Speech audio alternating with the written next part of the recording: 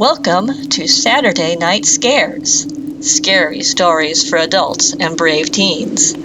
I'm Sarah, the Digital Services Librarian, and tonight I have two teenage tales of terror where imagination and reality collide with scary consequences. Our first selection is Staring Contest from Out to Get You, 13 Tales of Weirdness and Woe by Josh Allen, and available on Overdrive.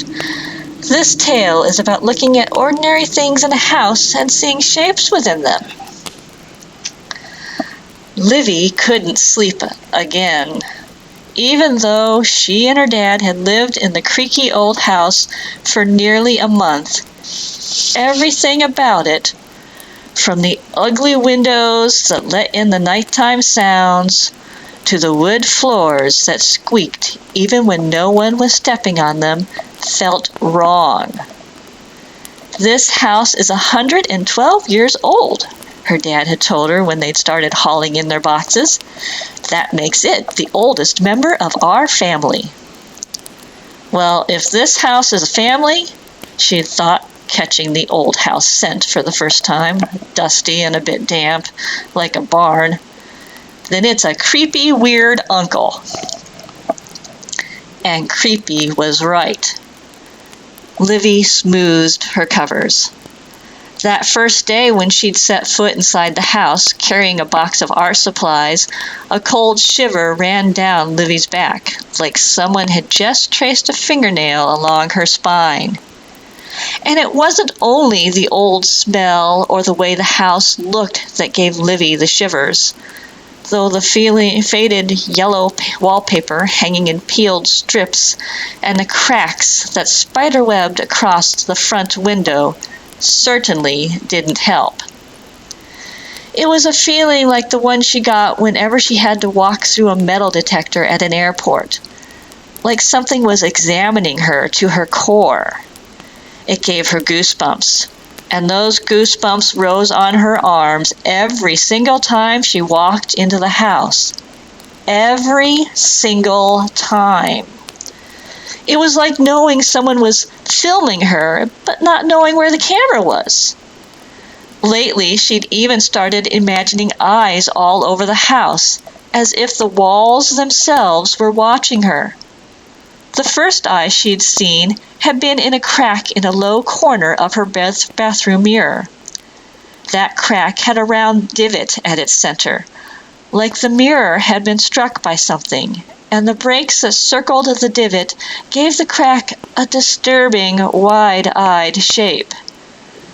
The next eye Livy found had been in the wood grain of a kitchen cabinet. It was just an eye-shaped knot, Livy knew.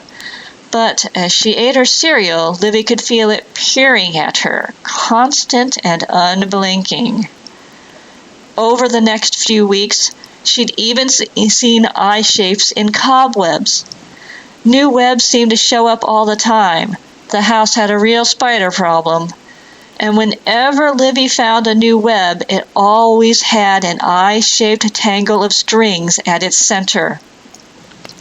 Of course, Livy knew these eyes were just the result of her artistic imagination. She'd been reminding herself of that for weeks. The house couldn't be watching her. But thinking of the eyes made her shiver under her covers. She pulled her blanket up to her chin. Just close your eyes, she told herself. Go to sleep. Her dad's snores murmured into her room, audible through the house's thinned walls, and she tried breathing in sync with him. She counted 5 breaths, then 10 breaths, then 20. It didn't help. How could he just sleep in this house so easily? He didn't seem to get that this house wasn't right. What an adventure, he'd said brightly that first day as he turned on the sink and no water had come out. He hadn't seemed bothered by anything, not by the house's smell or its creaks, or even the layer of dust they'd spent 2 whole days clearing away. For him, the house was a hobby. Since moving in, he'd ripped out all the wallpaper and replaced the kitchen sink. He'd straightened the crooked front door and installed a new front window. He'd even put up shiny new rain gutters. He whistled while he did all this, as if being a handyman was his new calling, as if moving 200 miles to a new job and a new life was the best thing that had ever happened to him. She sighed, listened to his snoring, and counted 20 more of her own breaths, then 30, then 50. It had all started 2 months ago when he'd sat her down at the kitchen table one night after dinner. He told her he was tired of being a doctor in a big city, and he said that he needed to be in a small town where doctors still knew their patients' names and bumped into them at the grocery store. Then he laid out his plan and showed her a picture of their new house. This house. And just like that, everything changed. One morning, not long after moving in, she had pointed out to him how the knot in the kitchen cabinet looked kind of like an eye, but he'd only tilted his head and squinted. "Huh," he said, "that's pretty cool." Pretty cool. Livy stopped counting her breaths. Well, the house still smells like the inside of an old suitcase. She straightened her covers, realizing the house would probably always smell terrible, no matter how many repairs her dad made. "Give it time," her dad had said. "You'll warm up to the old girl." The old girl. That's what he called the house, like it was a living, breathing thing. Well, she'd given it time. It had been almost a month, and Livy wasn't warming up to the old girl. Not by one single degree. "Stupid house," she said out loud. And just then the house made a sound. A kind of moaning, like the roof beams above her were settling. She sat up in bed. The sound faded, so she fluffed her pillow a few times and flopped back onto it. She narrowed her eyes at the plaster ceiling where the settling, moaning noise had come from. She took in a sharp breath. She shivered and let out a little wince, because there was another eye. A perfect plaster eye opened wide, looking straight down at Livy from her bedroom ceiling. The eye's shape was so obvious, so clear, she was amazed she hadn't noticed it before. Its lines were sharp, its pupil a perfect circle. She didn't see how she could possibly have missed it for the last month. This eye was huge, larger than a football, and it was right above her, staring down without blinking. She shuddered. The feeling she'd had of being constantly watched filled her chest. For the 100th time since moving in, her neck prickled. "Stupid house," she said again. She breathed. She counted 10 more breaths. She tried to calm down. "It's just a bit of plaster," Livy told herself. "It was a strange accident of how someone had textured the plaster on a ceiling 100 years ago. One of the splatters just happened to look like an eye. That was all it was. That and her imagination. That was all." She tried to ignore the eye, but now that she'd seen it, she knew she'd never be able to stop seeing it. Every time she'd lie down in bed, there it would be, this stupid plaster eye hovering over her. She took a deep breath and pulled her blankets up to her nose. Maybe she thought she could get Dad to scrape the eye off first thing in the morning. Maybe his next project could be retexturing her ceiling. She'd ask him about it at breakfast. She rolled onto her side. Still, she felt the eye. She thought about dragging her bed to the other side of the room. She tried to lighten the mood by making a face at the eye. "Staring contest," she said, remembering the game she had played when she was younger. She hoped speaking aloud would chase the eeriness of the moment away, so she opened her eyes, glared at the ceiling, and whispered, "Ready? Go!" The eye seemed to shift and open itself slightly wider. It must be the light, Livy told herself. The moon, she figured, coming out from behind a cloud and shining through her window. Still, she tried not to blink. After a few seconds, her eyes began to water. She held her stare, But when the burning became too much, she blinked. When she opened her eyes, the ceiling seemed suddenly lower, as if it had dropped a few inches, maybe half a foot closer to her face. During the split second, her eyes had been closed. She shook herself. The moonlight, she told herself again, playing tricks. She looked at the eye. Rematch, she said. She stared for a minute, and again her tired eyes watered and burned. When she blinked and opened them, the room seemed shorter once more, the eye a little nearer. It's nothing, she told herself. She was just missing her old house, the one back in the city. It had high ceilings, so her new ceiling seemed lower by comparison. That was all. Outside, the wind whipped and the window rattled. She focused on the eye once more. When she blinked this time, the eye seemed bigger and nearer than it had been just seconds before. It's because I haven't been sleeping well, she told herself. Missed sleep was making her see things. But when she blinked yet again, she wondered if the crummy house could actually be falling down, sagging under the weight of its age in the strong wind. After 2 more blinks, she simply couldn't deny it anymore.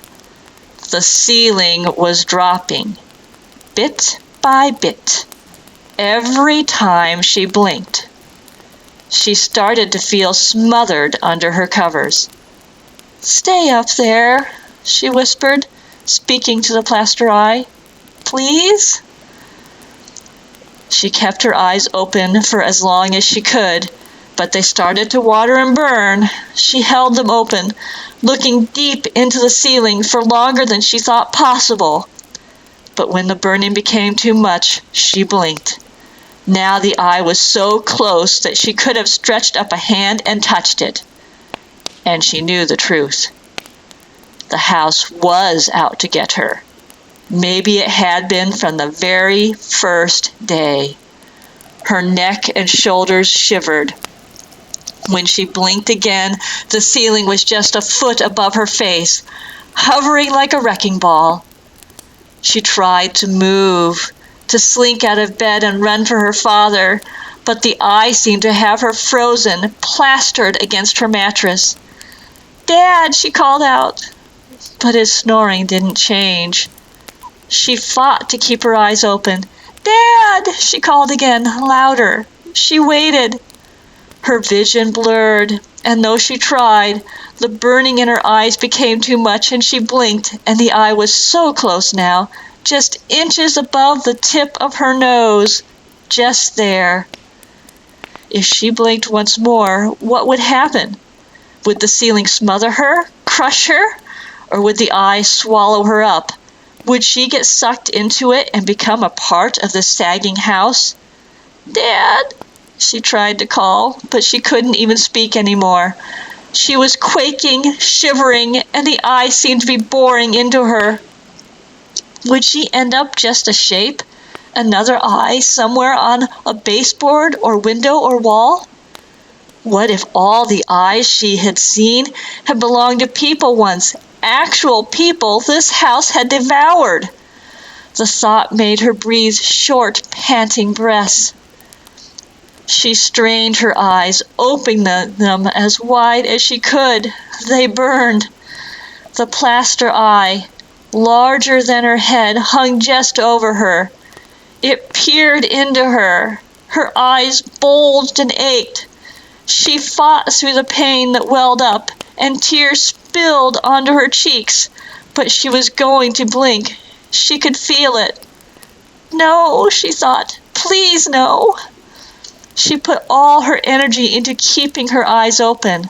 She couldn't last forever, she knew, but she needed to try. She looked deep into the plaster eye, and her eyelids quivered. Her breathing grew short. She strained with everything she had.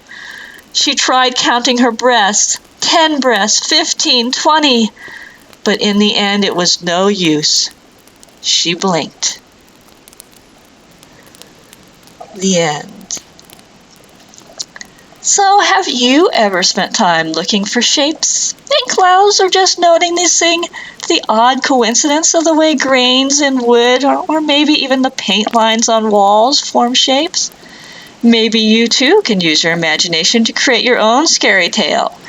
And maybe the story reminds you of other tales where something gets closer or some terrible thing occurs every time you close your eyes. Like that TV episode of Doctor Who's Blink about the weeping angel statues. And there's a horror movie by Travis Oates called Don't Blink, which is available on Hoopla. There's similar stories out there in our collection in Overdrive, Hoopla, and in print in our catalog, such as Ghost, 13 Tales to Tell by Blaze Hemingway, Caroline by Neil Gaiman, Nightmares by Jason Segel, Tales from Beyond the Brain by Jeff Spearglass, and The Collector by K.R. Xalander. But let's move on to our final story of the night. The Neighbors by Sherilyn Kenyon from Seize the Night. New Tales of Vampiric Terror. This is a tale about a nosy teenager watching his neighbors from his bedroom window. There's lots of books and movies on this premise, but I assure you that this one has a unique twist, which you'll have to wait to figure out on your own at the end. I think there's something wrong with the Thompsons. Jamie stepped back from the window to frown at his mom. Have you seen them? Not since they moved in a few months ago and Teresa gave me her number. But not since, right? With long blonde hair and bright green eyes that matched his mom picked up his little sister's backpack and set it on a table near him.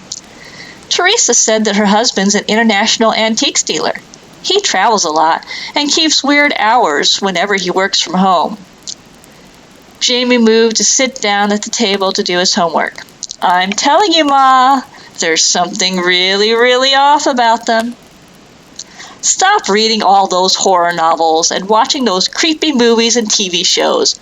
No more Dexter on Netflix. It's all making you paranoid. Maybe, but still, Jamie had a bad feeling that wouldn't go away. Unsettled, he watched as his mom collected Matilda's toys and sighed from exhaustion.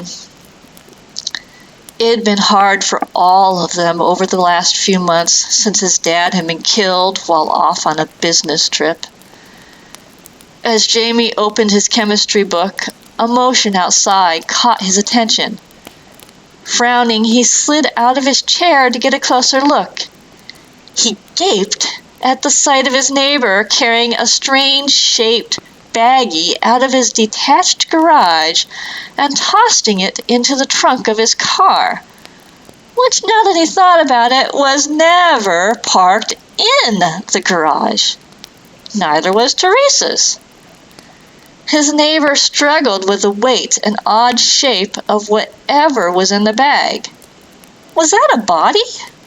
Come on, dude, don't be stupid. It's not a body. But Jamie had seen plenty of horror movies where they moved corpses, and that was what it looked like. It didn't even bend right. James, what are you doing? He pulled back to see his mom glaring at him. Being my usual delusional self, you? Wondering what I got into while pregnant that caused your brain damage. Must have been those lead paint chips I craved. Ha ha. He returned to his homework, but as he tried to focus on chemistry, he couldn't get his mind off what he'd just seen. The way his neighbor had carried that bag. It had to be a body. Unable to concentrate, he got up to look outside again. The moment he did, he saw his neighbor's wife, Teresa, with a huge white bucket that held some kind of thick red liquid she was spreading around the driveway. Red? Water? Nah, man, it was too thick for water. Looked like blood. diluted maybe, but definitely a hemoglobin-like substance. He started to call for his mom, but the moment he opened his mouth, Teresa looked up and caught sight of him in the window. Terrified and shaking, he quickly hit the deck on his belly.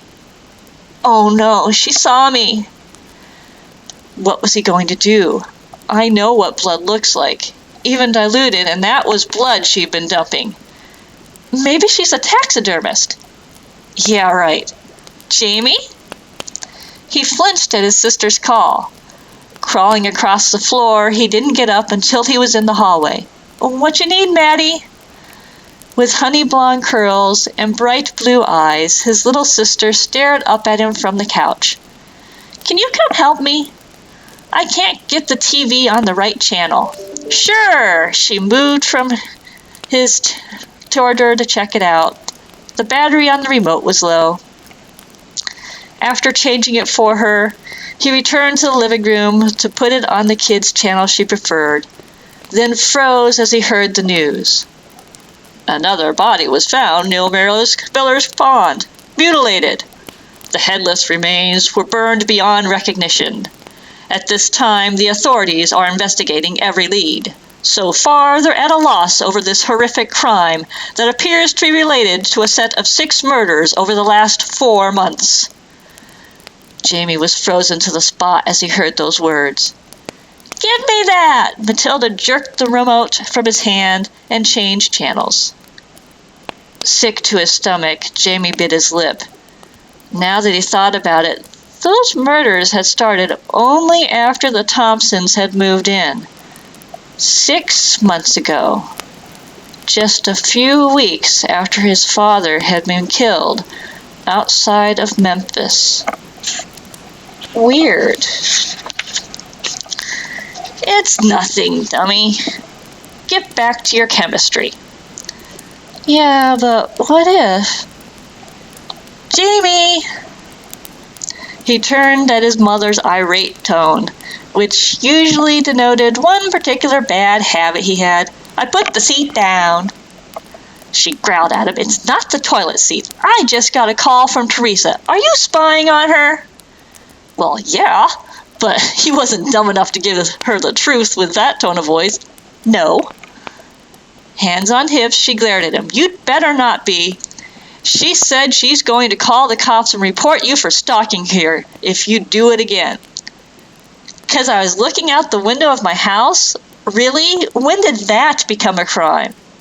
Don't get smart with me, boy. Now do your homework. Grousing under his breath, Jamie returned to his book, but not before he texted his best friend. By the time he'd finished his assignment, Ed was at the back door with an evil grin on his nerdy little face. Barely 5'3", Ed wasn't the most intimidating person on the planet, but he was one each of an opponent on any science or math bowl team. So you think your neighbors are weird? Shh. Jamie looked over his shoulder to make sure his mom wasn't there before he pushed Ed out onto the back stoop. Yeah, there's something not right. You feel up to some snooping?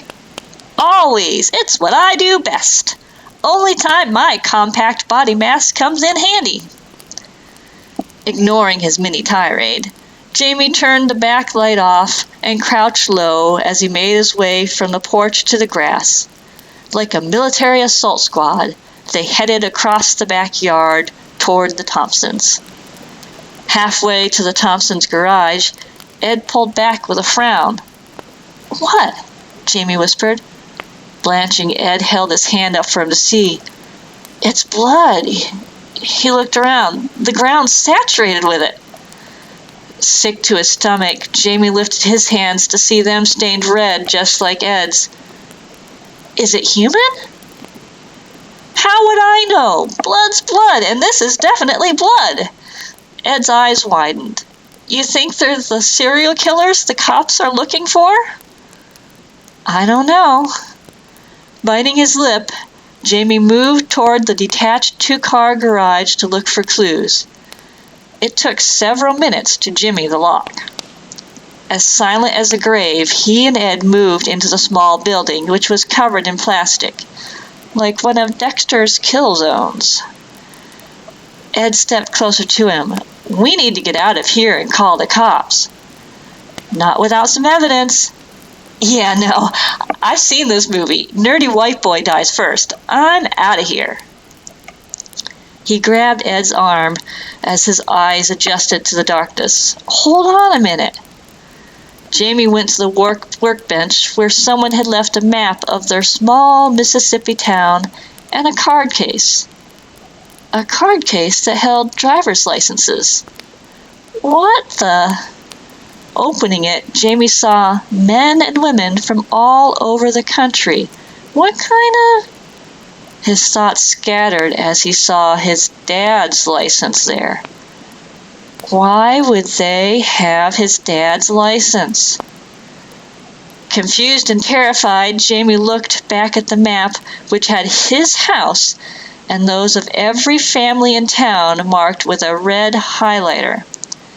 "Jamie," Ed snarled between clenched teeth, "I hear something."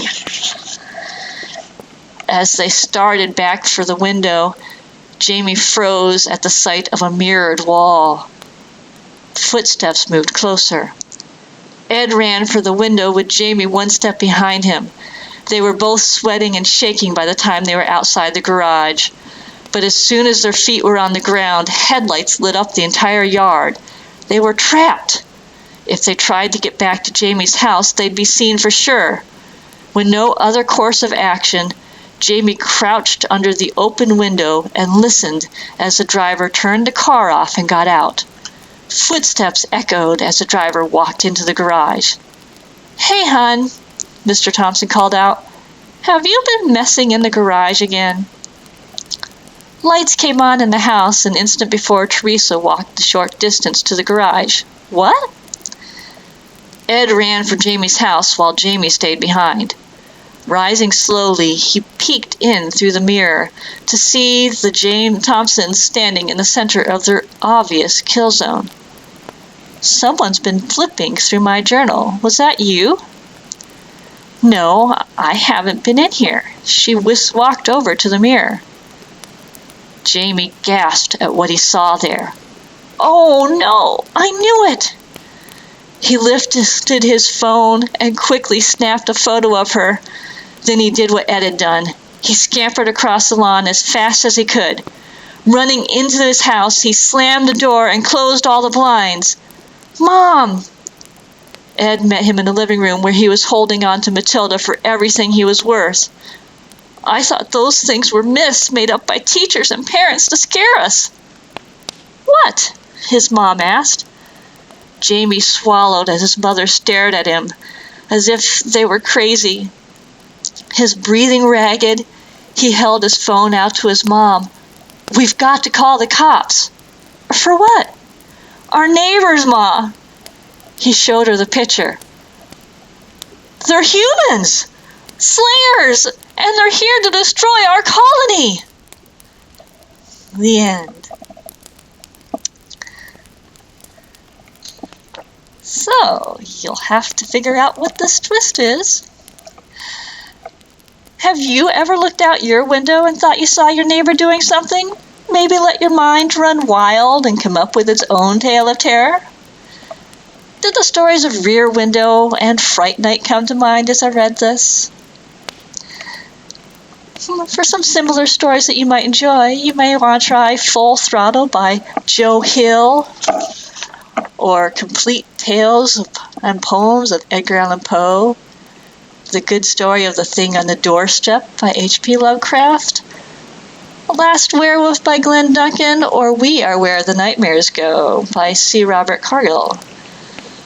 These and many more are available in Overdrive, Hoopla, and our catalog.